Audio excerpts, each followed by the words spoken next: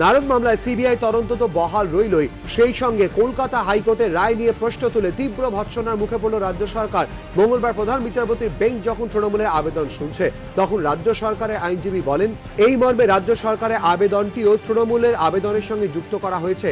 সে সময় মামলাকারী ব্রজেশ ঝার আইনজীবী হরিশ সালভে উঠে দাঁড়িয়ে বিচারপতিদের উদ্দেশ্যে বলেন রাজ্য সরকার তাদের আবেদনে হাইকোর্টের রায়কে পক্ষপাত দুষ্ট বলেছে। এ কথা শুনেই আবেদন খুঁটিয়ে দেখেন প্রধান বিচারপতি। তারপর ক্ষুব্ধ স্বরে তিনি বলেন এই মন্তব্য দুর্ভাগ্যজনক, এই কথা আমরা সরাসরি খারিজ করে দিচ্ছি। আপনারা মন্তব্য প্রত্যাহার করুন, নিঃশর্ত ক্ষমা চান। সেই মতো নিঃশর্ত ক্ষমা চেয়ে আবেদন প্রত্যাহার করে নিতে হয় রাজ্য সরকারের আইনজীবীকে। রাজ্য সরকার তার আবেদনে বলেছে যে হাইকোর্ট পক্ষপাতমূলক আচরণ করছে। রাজ্য সরকারের বিরুদ্ধে হাইকোর্টের ভূমিকা পক্ষপাত দুষ্ট, সেজন্যই রাজ্য সরকারের আবেদন খারিজ করে দিয়েছেন সরাসরি, এবং রাজ্য সরকারের উকিলকেও ক্ষমা চাইতে হয়েছে। এরই সঙ্গে সুপ্রিম কোর্টের প্রধান বিচারপতির বেঞ্চ এদিন পর্যবেক্ষণে এও জানিয়ে দিয়েছে হাইকোর্টের রায় তারা কোনো ত্রুটি খুঁজে পাননি।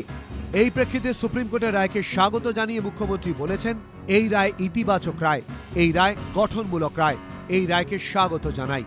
অন্যদিকে নবান্ন সূত্রে খবর, হাইকোর্টের রায়কে পক্ষপাত দুষ্ট বলে সুপ্রিম কোর্টে যে আবেদন করা হয়েছে এবং যার জন্য নিঃশর্ত ক্ষমা চাইতে হয়েছে তা সরকারকে না জানিয়ে তৈরি করায় স্ট্যান্ডিং কাউন্সিলের ভূমিকায় ক্ষুব্ধ রাজ্য।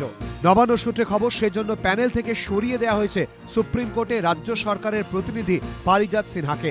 এই নিয়ে গত 6 বছরে 4 বার পরিবর্তন হলো স্ট্যান্ডিং কাউন্সিল।